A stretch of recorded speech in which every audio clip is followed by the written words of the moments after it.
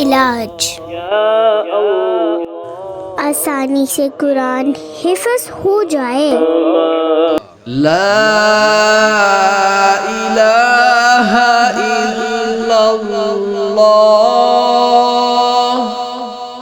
564 بار پڑھ کر اللہ تعالی کے حضور حفظ میں آسانی کی دعا کیجیے۔ کوشش جاری رکھنے سے قرآن کریم حفظ ہو جائے گا انشاءاللہ عز و جل۔ السلام علیکم ورحمۃ اللہ وبرکاتہ۔ اگر آپ کو ہماری ویڈیو پسند آئے تو لائک اور شیئر ضرور کریے گا، اور اگر آپ آن لائن کورس جوائن کرنا چاہتے ہیں تو نیچے دیے گئے نمبر پر رابطہ کریں۔ جزاک اللہ خیرہ۔